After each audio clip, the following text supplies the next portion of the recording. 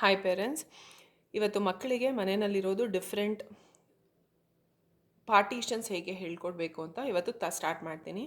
Okay, bedroom ಆಗಿರ್ಬೋದು, living area ಆಗಿರ್ಬೋದು, kitchen ಆಗಿರ್ಬೋದು, ಬಾತ್ರೂಮ್ ಆಗಿರ್ಬೋದು, ಅದನ್ನು ಹೇಗೆ ಅರ್ಥ ಮಾಡಿಸ್ಬೇಕು, ಆಮೇಲೆ ಯಾವ್ಯಾವ ಐಟಮ್ಸ್ ಎಲ್ಲಿದೆ ಅನ್ನೋದನ್ನು ಹೇಗೆ ಅರ್ಥ ಮಾಡಿಸ್ಬೇಕು ಅನ್ನೋದನ್ನ ನಾನು ಇವತ್ತು ತೋರಿಸ್ಕೊಡ್ತೀನಿ.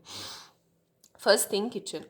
ಓಕೆ, ನಾನು ಇವಾಗ ಇಲ್ಲಿ ಕಿಚನ್ ಅಂತ ನಾನು ಬರೆದಿರೋದು ಕೂಡ ಜಾಯಿಂಟ್ ಹ್ಯಾಂಡ್ ರೈಟಿಂಗಲ್ಲಿ ಬರೆದಿಲ್ಲ ಅಥವಾ ಕರ್ಸಿವ್ ಹ್ಯಾಂಡ್ ರೈಟಿಂಗಲ್ಲಿ ಬರೆದಿಲ್ಲ, ನಾರ್ಮಲ್ ಆಗಿ ಬರೆದಿದ್ದೀನಿ. ಕರ್ಸಿವಲ್ಲಿ ಬರೆದ್ರೆ ಮಕ್ಕಳಿಗೆ ಅದು ಅರ್ಥ ಆಗೋದು ಸ್ವಲ್ಪ ಕಷ್ಟ. ಸೊ ಹೀಗೆ ಬಿಡಿಸಿ ಬರೆಯೋದೇ ಒಳ್ಳೆಯದು. ಇನಿಷಿಯಲಿ ಫಸ್ಟ್ ಅರ್ಥ ಮಾಡಿಸ್ಲಿಕ್ಕೆ ಈ ಥರ ಬರೆಯೋದು ಒಳ್ಳೆಯದು. ಆಮೇಲೆ ಅವ್ರಿಗೆ ಗೊತ್ತಾದ ಮೇಲೆ you can try, depends on ಮಗು ಅಬಿಲಿಟಿ.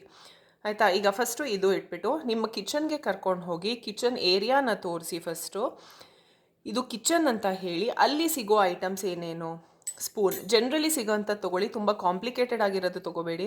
ಫಾರ್ ಎಕ್ಸಾಂಪಲ್ ಗ್ರಾಮ್ಸ್ ಸಿಗುತ್ತೆ, ಪಲ್ಸಸ್ ಸಿಗುತ್ತೆ, ಗ್ರಾಸರೀಸ್ ಇರುತ್ತೆ, ಅದೆಲ್ಲ ಈಗ ಸದ್ಯಕ್ಕೆ ಬೇಡ. ಬೇಸಿಕ್ ಮಗು ಲೆವೆಲ್ಗೆ ಎಷ್ಟು ಮಟ್ಟಿಗೆ ಅರ್ಥ ಮಾಡಿಸ್ಲಿಕ್ಕೆ ಸಾಧ್ಯನೋ ಅದನ್ನು. ಫಾರ್ ಎಕ್ಸಾಂಪಲ್ ಇದು ನೈಫ್, ಸ್ಪೂನ್, ಪ್ಲೇಟ್ಸ್ ಈಸಿಯಾಗಿ ಸಿಗುತ್ತೆ ಯಾಕಂದರೆ ಊಟ ಮಾಡ್ತಾರೆ, ಗ್ಲಾಸ್, ಬೌಲ್. ಓಕೆ, ಇನ್ನೂ ಸಿಂಪಲ್ ಅಂದರೆ ಅವ್ರದ್ದು ಸ್ನ್ಯಾಕ್ಸ್, ನೀವೇನೇ ಇಟ್ಟಿರ್ತೀರ, ಬಿಸ್ಕೆಟ್ಸ್, ಚಾಕ್ಲೇಟ್ಸ್, ಅದು ಎಲ್ಲನೂ ತೋರಿಸಿ ಪ್ರತಿಯೊಂದೂ ಅವ್ರಿಗೆ ಕೈಗೆ ಕೊಟ್ಟು ಫೀಲ್ ಮಾಡಿಸಿ.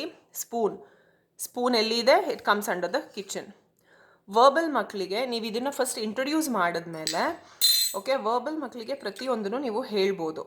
ಓಕೆ, 5 ಥಿಂಗ್ಸ್ ಏನು ಕಿಚನಲ್ಲಿ ಇರೋದು ಅಂದರೆ spoon, knife, plate, tumbler, snacks, basically bowl, ಇದನ್ನು ನೀವು ಹೇಳಿಸ್ಬೋದು. ಓಕೆ, ಕಿಚನ್ ಅನ್ನೋ ವರ್ಡ್ ಕೆಳಗಡೆ ಇದು ಹೋಲ್ ವರ್ಲ್ಡ್ ರೀಡಿಂಗ್ ಅಂತ ಹೇಳ್ತೀವಿ ಪೇರೆಂಟ್ಸ್.